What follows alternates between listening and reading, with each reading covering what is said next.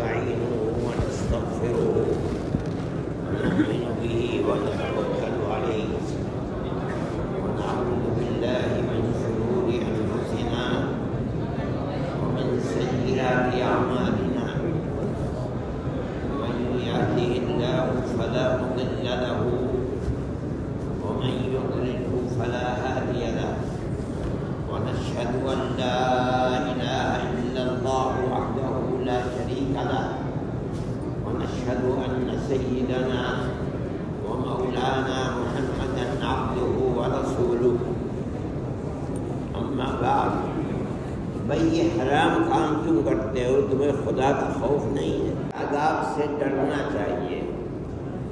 نہیں ڈرو گے اگر خدا نہ خواستہ موت ایمان کے اوپر نہ ہوئی کیونکہ خدا کے عذاب سے ڈرتے نہیں ہو تو کیا انجام ہوگا؟ سوچنا چاہیے.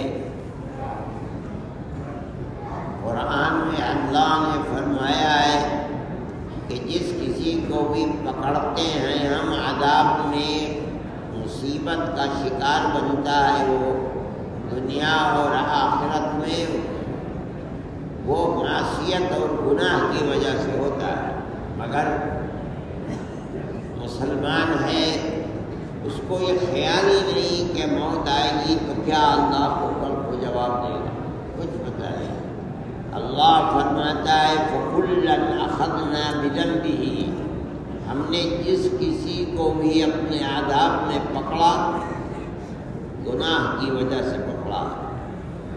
اگر آدمی کو گناہ ہی نہیں محسوس ہوتا بڑی بدبختی کی بات ہے. خدا کے گھر میں بیٹھے ہوئے ہو، روزے سے ہو اور اس کے باوجود بھی گناہ کرنے سے آدمی کے دل کے اندر کوئی خوف نہیں کھڑا ہوتی ہے.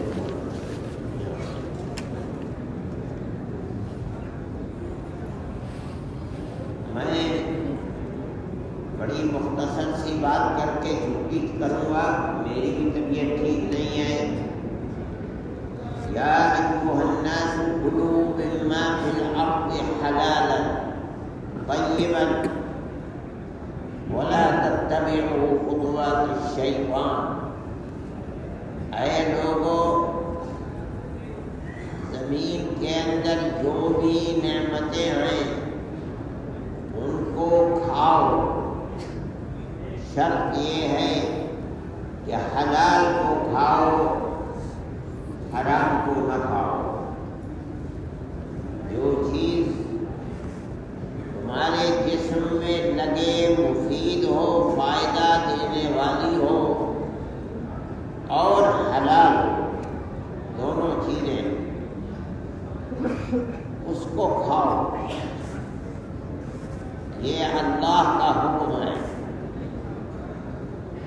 حضرت عبداللہ ابن عباس رضی اللہ تعالی عنہ فرماتے ہیں کہ یہ آیت نبی کریم علیہ السلام کے سامنے پڑھی گئی.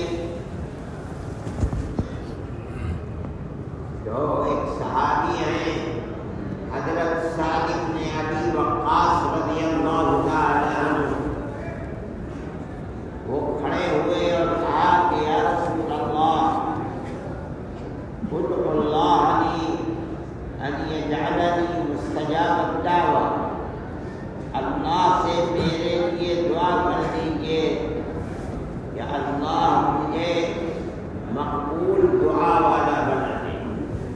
یعنی میں جو دعا کروں میری دعا اللہ قبول فرمانے، مجھے ایسا ملکہ اللہ کی طرف سے ایسی قربت مجھے میسر ہو جائے کہ میں جو مانگوں میری دعا مقبول ہو جائے.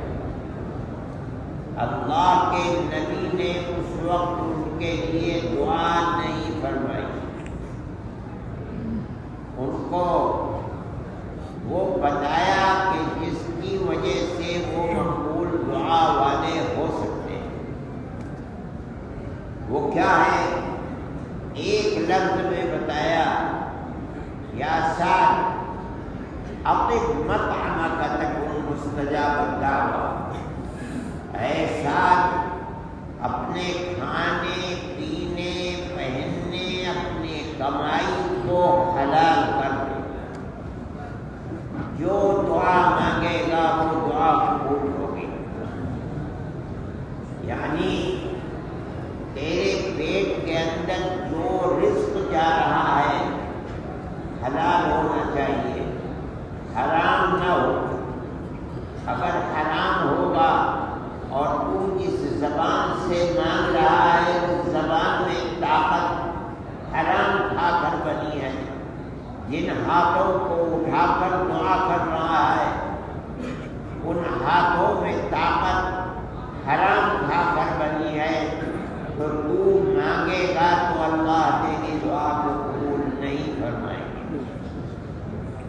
اس لیے انسان دعا ہی کا مدار نہیں ہے، ہر عبادت آپ نے فرمایا کہ اگر ایک لقمہ بھی حرام کا کھایا ہے تو جب تک اس لقمے کا اثر جسم میں رہے گا اس کی نماز بھی قبول نہیں ہوگی۔ اس کا مطلب یہ ہے کہ اگر حرام کھاتا ہے نماز پڑھتا ہے تو نماز مقبول نہیں ہوگی، روزہ رکھتا ہے تو روزہ مقبول نہیں ہوگا، اگر حرام کھانے اور کمانے والا حج کرتا ہے تو اس کا حج قبول نہیں ہوگا، اگر وہ اللہ اللہ الا اللہ کی ضرب لگاتا ہے اس کا یہ ذکر مقبول نہیں ہوگا۔ بنیاد کیا ہے؟ بنیاد صرف یہ ہے کہ اس کی کمائی حلال نہیں ہے، حرام ہے۔ یہ قرآن کہتا ہے۔ یہاں ایک بہت بڑا مجمع ہے جو اللہ کا ذکر کرنے کے لیے آئے ہیں اور رمضان کے اندر اخیر عشرہ خاص طور پر گزارنے کی طلب ہے تاکہ اللہ کی رضا میسر ہو سکے۔ جہاں ہیں مسجد کے اندر اللہ کی عبادت کرتے ہیں، لیکن اس بات کو سمجھنا چاہیے کہ کوئی عبادت کوئی دعا بغیر اس کے مقبول نہیں ہے کہ وہ اپنی کمائی اپنے کھانے کو اپنے پہننے کو حلال بنائے۔ اگر اس کے اندر حرام کی ملاوٹ بھی آئے تب بھی اس کی عبادت قبول نہیں ہوگی، وہ رو رو کر کے دعا مانگے گا اس کی دعا قبول نہیں ہوگی۔ یہ اللہ کا حکم ہے۔ نبی کریم علیہ السلام یہ تعلیم امت کو دیا کرتے تھے۔ حضرت سعد رضی اللہ تعالی عنہ کو یہی تعلیم دی کہ تم اپنے کھانے کو حلال کر دو، جو مانگو گے جو دعا مانگو گے اللہ اس دعا کو قبول کرے گا۔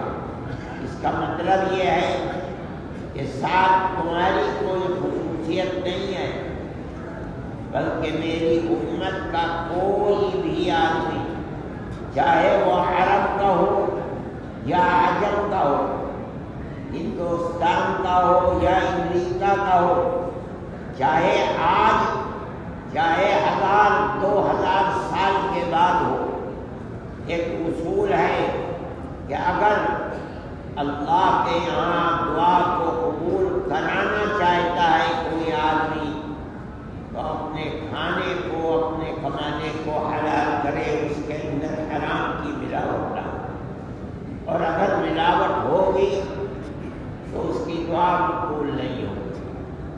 ہر عبادت کے اندر دعا ہے، نماز سب سے بڑی عبادت ہے، دعا ہی حج اتنی بڑی عبادت ہے، آدمی قدم قدم کے اوپر دعا کرتا ہے۔ جب دعا مقبول نہیں اور جب تک پیٹ کے اندر یہ حرام روٹی ہے نماز مقبول نہیں تو حج کہاں سے قبول ہو جائے گا؟ اور اگر اس کمائی سے آدمی صدقہ کرتا ہے، صدقے کا مطلب ہے کہ فقیر کو دے رہا ہے اللہ کی رضا کے لیے، اور وہ کمائی حرام ہے، تو اس کا خطرہ ہے کہ کہیں یہ کافر نہ ہو جائے۔ حرام دے رہا ہے اور اللہ کی رضا کے لیے دے رہا ہے، یہ تو بہت بڑا گناہ ہے۔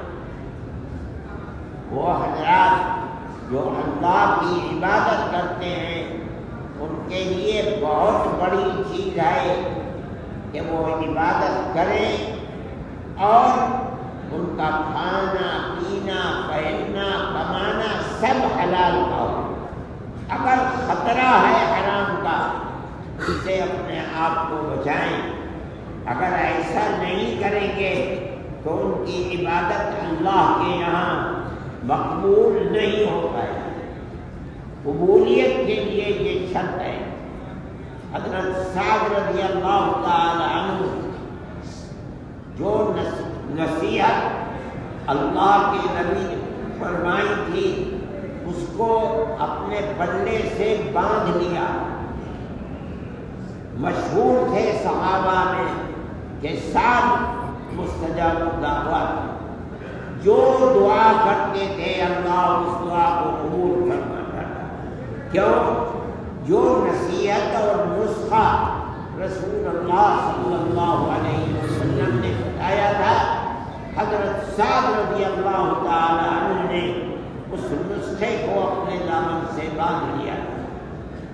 آج کی صورت یہ ہے کہ مسلمان اپنے آپ کو مسلمان کہتا ہے لیکن اسے حرام اور حلال کی کوئی پرواہ نہیں ہے۔ کمانا کھانا حرام ہو کوئی فکر نہیں، کام جو کر رہا ہے وہ حرام ہے، وہ یہ سمجھتا ہی نہیں کہ اس کے اندر کوئی نقصان نہیں۔ صحابہ کرام رضوان اللہ علیہم اجمعین یہ کیا کرتے تھے کہ اپنی روزی کو دیکھتے تھے، اگر ذرا بھی خطرہ اس کا ہے کہ اس کے اندر کوئی چیز حرام ہوگی اپنے آپ کو بچاتے تھے۔ کیوں؟ اللہ کے نبی نے یہ فرمایا اور قرآن کے اندر اللہ نے یہ فرمایا۔ رمضان کی ان گھڑیوں کو خاص طریقے پر سمجھنا چاہیے کہ اللہ تعالی نے جو فرمایا ہے ہم اپنی زندگی میں عہد کرتے ہیں کہ اپنے آپ کو ہر حرام سے بچائیں گے۔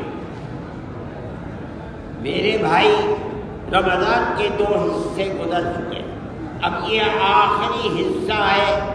اللہ نے ہمارے اوپر کرم فرمایا ہے، عنایت فرمائی ہے کہ ہمیں زندگی عطا فرمائی، یہاں تک کہ ہم ان دن اور راتوں تک پہنچ گئے جو اللہ تعالیٰ کی مغفرت اور رحمت کی خاص راتیں ہیں۔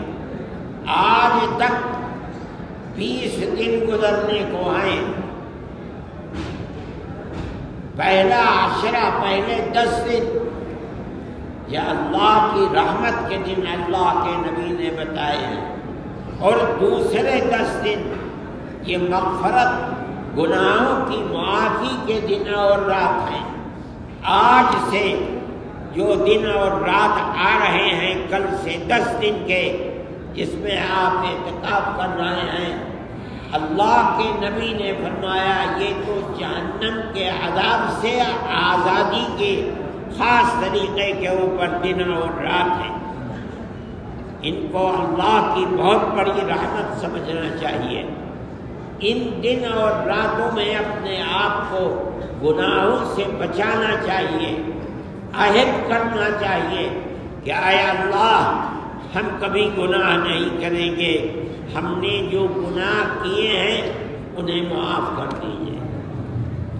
اس خاص طریقے کے اوپر اگر مومن اللہ سے دعا کرے گا اور یہ سمجھ کر کرے گا کہ مجھے گناہوں کو چھوڑنے کی بنیاد پر اللہ جہنم سے آزاد فرما دیں گے، تو مومن کے لیے یہ بہت بڑی نعمت ہے، بہت بڑا احسان ہے بندے کے اوپر کہ وہ یہ دعا کرے اور اللہ تعالیٰ اس کو جہنم سے آزاد فرما دے۔ اصل میں تو آزادی رمضان کی ہر رات میں ہے۔ نبی کریم علیہ السلام نے فرمایا کہ رمضان کی ہر رات میں اللہ تعالیٰ بے شمار گناہ گاروں کو جو جہنم کے مستحق ہو گئے تھے، لیکن ہر رات میں ان کو جہنم سے نکال کر کے ان کے استحقاق کو ختم کر کے جنت کے اندر ان کو مستحق بناتے ہیں اور بھیجتے ہیں۔ لیکن آخر کے اندر اللہ کی رحمت کو ایک بہت جوش ہوتا ہے، خاص طریقے کے اوپر یہ اخیر عشرہ اور خاص طریقے پر اس کے اندر جو طاق راتیں ہیں 21، 23، 25، 27 اور 29 رات، یہ اللہ کی مغفرت کی خاص راتیں ہیں۔ اس لیے گناہوں سے بچنا چاہیے اور اللہ تعالیٰ سے دعا کرنی چاہیے کہ اے اللہ جو گناہ ہم نے کیے ہیں انہیں معاف فرما دے۔ اللہ معاف فرمائے تو اس کا بڑا احسان اور انعام ہے، اور چونکہ اس کی رحمت جوش میں ہے، اس لیے دعا انشاءاللہ ان راتوں میں اور دنوں میں مقبول ہوگی، اور اللہ تعالیٰ کی رحمت کو جوش آئے گا، اور مومن کو اللہ تعالیٰ اگر جہنم کا استحقاق ہو بھی گیا ہے نکال کر کے اس کو جنتی بنائیں گے۔ اس لیے اپنے ذکر کے اندر خصوصیت سے بہت زیادہ متوجہ ہونا چاہیے، رو رو کر دعا کرنی چاہیے۔ جو گناہ ہو چکے ہیں ان کی مغفرت صرف استغفار اور رو کر کے اللہ سے یہ کہنا کہ اے اللہ جو گناہ ہوئے ہیں انہیں معاف فرما دے، اب میں یہ گناہ نہیں کروں گا۔ یہی معنی ہے توبہ کے، استغفر اللہ ربی من کل ذنب واتوب الیہ، اور میں گناہ چھوڑ کر اللہ کی طرف متوجہ ہوتا ہوں۔ یہ دعا کرنی چاہیے، اور اس دعا کے کرنے سے ہماری کشتی پار ہو جائے گی اگر اللہ کی توجہ اور عنایت ہماری طرف ہو گئی، اور ضرور ہوگی، اس لیے کہ اس وقت اللہ کی رحمت کو جوش ہوتا ہے۔ جس وقت رات کے آخر حصے میں دعا کرتے ہیں، روتے ہیں، اس وقت اللہ کی رحمت بہت جوش میں ہوتی ہے۔ نبی کریم علیہ السلام نے فرمایا کہ آخر شب میں اللہ تعالی عرش و کرسی سے نیچے جو سب سے نچلا آسمان ہے، یعنی دنیا کا آسمان، اس پر آ جاتے ہیں۔ اللہ کی رحمت بندوں سے قریب ہو جاتی ہے، اور وہاں آواز لگاتے ہیں، حل من سائل فأجیب دعوتہ، ہے کوئی اس وقت مجھ سے مانگنے والا تاکہ میں اس کی دعا کو قبول کر لوں؟ کوئی ہے جو اپنے گناہوں کی مغفرت مجھ سے اس وقت چاہے؟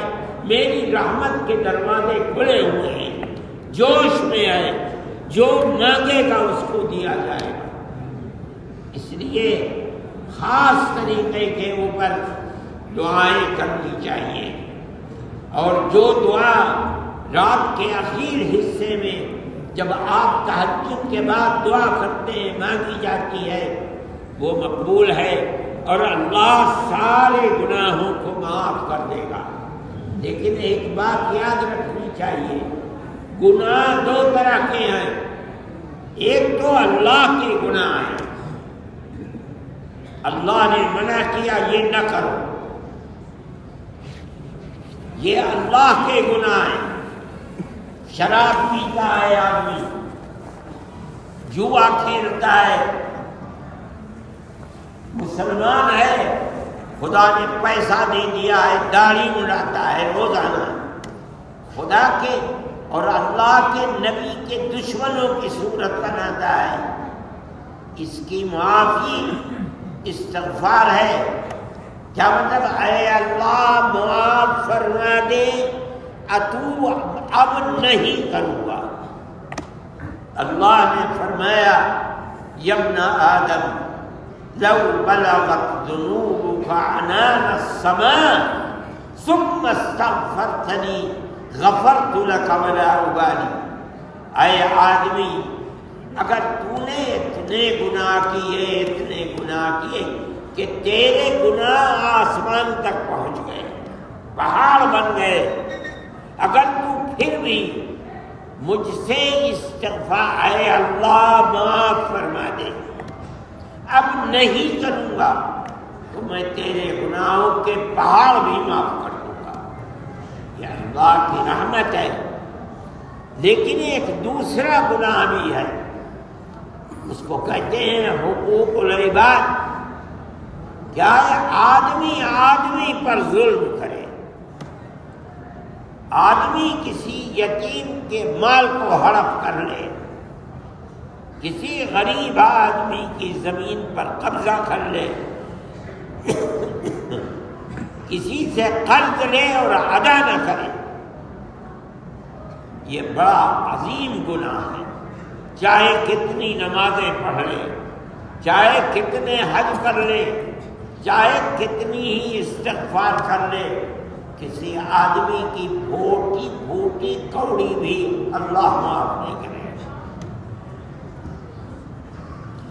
کسی آدمی کا حق بھائیوں نے بہنوں کا حق لے لیا، وراثت کا حق انہیں نہیں دیا، بھائی نے بھائی کا حق لے لیا، پڑوسی کا حق لے لیا، اپنوں کا حق لیا، پرائیوں کا حق لیا، کتنی ہی توبہ اور استغفار کر لے، کتنے ہی روزے رکھ لے، کتنی ہی حج کر لے، کسی کا ایک چھدام بھی اللہ معاف نہیں کرے۔ یہ تو دو طرح معاف ہو سکتا ہے، جس کا حق دنیا میں لیا ہے واپس کر دے موت سے پہلے، ختم ہو گیا مسئلہ، یا واپس نہیں، ہاتھ جوڑ کر پیر پکڑ کر معاف کرا دے۔ اگر اس نے معاف کر دیا، اللہ کے یہاں کوئی دار و گیر نہیں ہے، اس کو سمجھنا چاہیے۔ مومن یہ سمجھتا ہے کہ کسی کا حق لے لینا کوئی عیب نہیں ہے، کوئی بات نہیں ہے۔ یہ اتنا بڑا گناہ ہے کہ قیامت کے دن اپنی نمازیں، اپنے روزے، اپنے حج، اپنے عمرے، سب کچھ ہی اس گناہ کے نتیجے میں ضبط ہو سکتے ہیں اور ختم ہو جائیں گے۔ اس لیے میرے بھائی، ذکر کرنے والوں کو خاص طور پر اور عام طور پر ہر مومن کو یہ عہد کرنا چاہیے کہ جو گناہ ہم سے ہو گئے وہ غلطی ہے، اے اللہ ہمارے گناہوں کو معاف فرما دے۔ ہم توبہ کرتے ہیں، جو کیا اس سے واپس آتے ہیں، ہمارے گناہوں کو معاف فرما دے۔ اور اگر کسی کا حق ہے گردن کے اوپر تو یہ سمجھے کہ وہ اتنا بڑا گناہ ہے، اللہ اسے معاف نہیں کرے گا۔ یہ تو دو طرح سے معاف ہو سکتا ہے بس، یا تو اس کا حق اس کو واپس کر دیا جائے، یا اس سے ہاتھ جوڑ کر پیر پکڑ کر معاف کرا دیا جائے۔ اور اگر موت آ گئی اور یہ نہیں ہوا تو کل قیامت کے دن دینا پڑے گا، اور وہاں کچھ نہیں ہوگا، اپنی عبادتیں دے کر کے پیچھا چھڑانا پڑے گا۔ میرے بھائی، اللہ کے ذکر کرنے والوں کو خصوصیت کے ساتھ اپنے ذکر کی طرف توجہ دینی چاہیے۔ صوفیہ کہتے ہیں کہ ذکر کا فائدہ جب ہی ہوگا جو ذکر کر رہا ہے اس کے معنی کیا ہے، ان معنی کو دھیان میں رکھ کر ذکر کریں۔ لا الہ الا اللہ کی ضرب لگا رہا ہے، لا الہ الا اللہ جو کہہ رہا ہے معنی کیا ہے اس کے؟ کوئی اللہ نہیں ہے، بس وہی اللہ ہے جو میرے دل کے اندر ہے، میرا اللہ وہی ہے، اس کے سوا کوئی اللہ نہیں ہے۔ ہر ضرب کے اندر اس معنی کو اپنے سامنے رکھیں۔ دوسری چیز یہ ہے کہ پابندی کرے، یہ نہیں کہ رمضان میں آیا تو یہاں آخر عشرے میں یا 30 راتوں کے اندر ذکر کیا اور گھر گیا اور چھوڑ دیا۔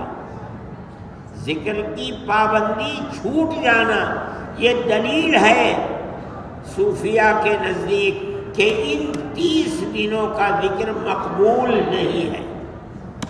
اگر مقبول ہوتا تو تو نے جو ذکر کیا ہے دل میں اتنی محبت پیدا ہو جاتی کہ تو اگر چھوڑنا بھی چاہتا تو تو چھوڑ نہ سکتا۔ چھوڑ دینا یہ دلیل ہے کہ اللہ سے محبت نہیں ہے، ذکر سے محبت پیدا نہیں ہوئی ہے۔ اس لیے بڑے بڑے صوفیہ کہتے ہیں کہ ذکر کرنے والے کو خاص طریقے پر خیال کرنا چاہیے۔ اس کے 3 درجے ہیں، خوب غور سے سنو۔ سب سے پہلا درجہ ہے کہ ذکر کرنے والا ذکر پر سوار ہو جائے۔ جس طرح سواری پر سوار ہوتا ہے کہ سواری چھوٹنے نہیں پاتی، لگام اس کے ہاتھ میں ہوتی ہے، اسی طرح ذکر کرنے والا ذکر کے اوپر سوار ہو جائے۔ اگر دنیا کے کام، دنیا کی مشغولیت چاہتی ہے کہ ذکر آج چھوڑ دوں، ذکر کرنے والا ذکر پر اس طرح سوار ہو کہ کچھ بھی ہو جائے میں ذکر نہیں چھوڑوں گا۔ دنیا کی مشغولیت، دنیا کے کام یہ چاہتے ہیں کہ ذکر کرنے والا آج ذکر نہ کرے، لیکن ذکر کرنے والا اس طرح سوار ہے ذکر کے اوپر کہ دنیا میں کچھ بھی ہو جائے میں ذکر چھوڑوں گا نہیں۔ اس کا مطلب ہے گویا کہ ذکر کرنے والا ذکر پر سوار ہو گیا ہے، چھوٹنا نہیں ہے۔ حضرت رحمت اللہ علیہ کے ساتھ ہوائی جہازوں کے اندر ان کے متبعین سفر کرتے تھے، مگر 12 تسبیح چھوٹتی نہ، ہوائی جہاز میں بیٹھ کر 12 تسبیح کیا کرتے تھے۔ کوئی جگہ ایسی نہیں کہ جہاں چھوٹ سکے۔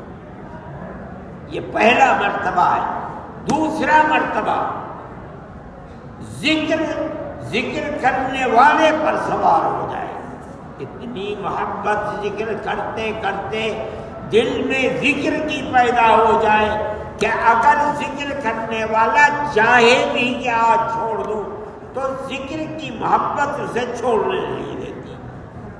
یہ دوسرا مرتبہ ہے، یہ آدمی کو میسر ہو جاتا ہے اگر اللہ کی رحمت اور اس کی عنایت ذکر کرنے والے کے اوپر ہے تو اللہ تعالی اتنی ذکر سے محبت اور دل کے اندر ایسی چپک پیدا کر دیتا ہے کہ اگر آدمی چاہے بھی چھوڑنا تو چھوڑ نہیں پاتا۔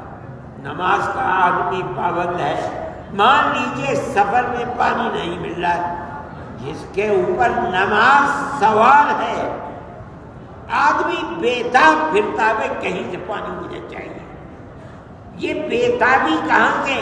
یہ نماز اس کی گردن کے اوپر سوار ہے۔ مداومت، ہمیشگی، بغیر ناغے کے ذکر کرنے سے اللہ یہ صفت پیدا کر دیتا ہے۔ یہ دوسرا مرتبہ ہے۔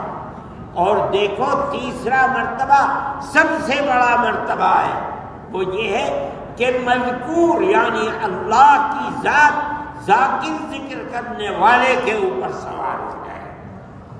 اٹھنا، بیٹھنا، چلنا، پھرنا، سونا، جاگنا، مذکور یعنی اللہ کی محبت اور طلب دل کے اندر ایسی ہے کہ سو رہا ہے تب، جاگ رہا ہے تب، لوگوں کے مجمع میں ہے تب، تنہا ہے تب، گھر ہے باہر، ہر وقت اللہ یاد رہتا ہے۔ اس کا مطلب ہے کہ مذکور جس کا ذکر کیا گیا اللہ سوار ہو گیا اس کے اوپر۔ یہ بڑی عجیب چیز ہے۔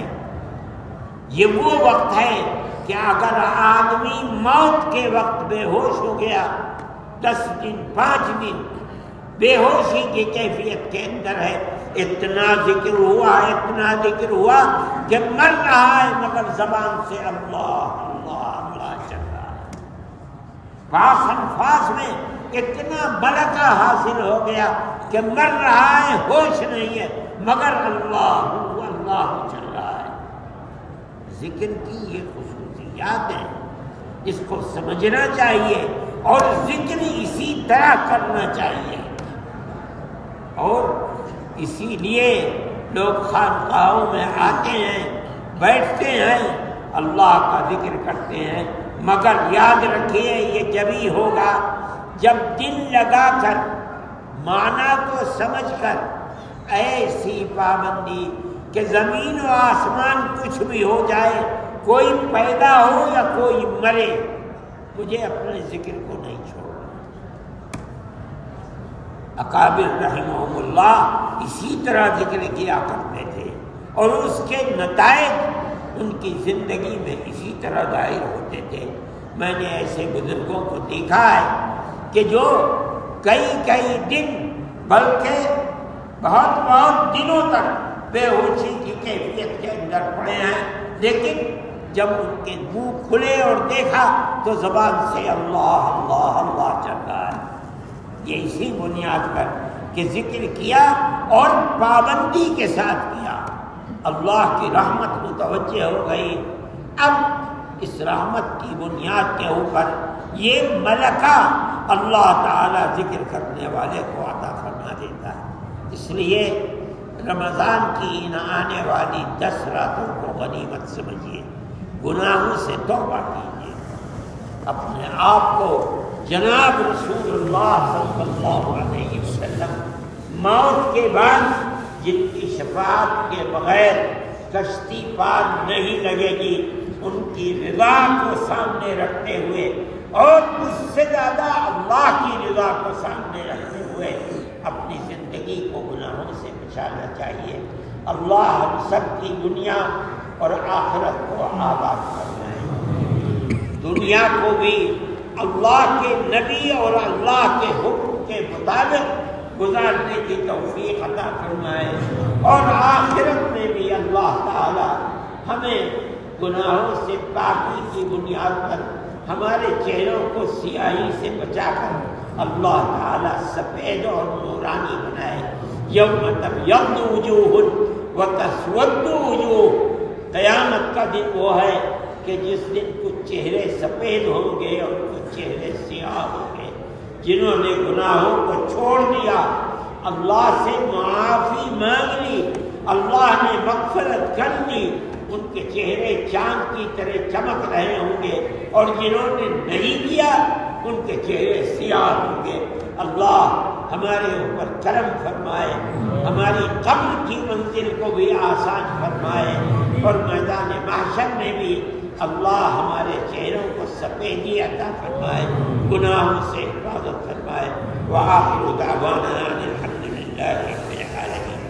لم یلد ولم یولد ولم یکن له کفوا احد۔ اے اللہ ہمارے دل کے اندر گناہوں سے نفرت پیدا فرما دے، جس چیز سے آپ راضی نہیں ہیں ان کی نفرت ہمارے دل میں پیدا فرما دیجیے، اور جس چیز سے آپ اور آپ کے حبیب حضرت محمد صلی اللہ علیہ وسلم راضی ہیں اس کی محبت ہمارے دلوں کے اندر پیدا فرما دے۔ اے اللہ ہر گناہ کی نفرت ہمارے دل میں پیدا فرما، ہمیں گناہوں سے بچا۔ اے اللہ رمضان کی ان مبارک راتوں میں ہماری مغفرت فرما دے، ہمیں جہنم سے آزاد فرما دے۔ یہ رات اور دن عتق من النار، جہنم سے آزادی کے رات اور دن ہیں۔ اے اللہ آپ نے ہمیں توفیق دی روزے رکھنے کی، اب ہمیں توفیق عطا فرما دیجئے جہنم کی آزادی کی طلب کی۔ اے اللہ ہم آپ سے بھیک مانگتے ہیں، آپ ہم پر کرم فرما دیجئے، ہمیں گناہوں سے آزاد فرما دیجئے۔ ہم اپنے گناہوں کی وجہ سے جو جہنم کے مستحق اگر بنا دیے گئے ہیں تو آپ اپنے فضل سے ہمیں جہنم سے نکال کر جنت کا مستحق بنا دیجئے۔ اے پروردگار یہ عتق من النار کے دن ہیں، راتیں ہیں، اے اللہ ان راتوں کو ہمارے لیے مغفرت کا ذریعہ بنا دیجئے۔ اے اللہ ہمیں اپنے فضل و کرم سے نوازیے، ہمارے اعزاء اور اقرباء کو فضل و کرم سے نوازیے، ہماری اولاد کو عفت و پاک دامنی عطا فرمائیے، حیا ایمانی عطا فرمائیے۔ اے اللہ ہمارے ملنے جلنے والوں پر کرم فرمائیے، فضل فرمائیے، ہم سے محبت رکھنے والوں سے آپ محبت فرمائیے۔ اے اللہ ہماری دنیا کو بھی بہتر فرما دیجئے، ہماری آخرت کو بھی بہتر فرما دیجئے۔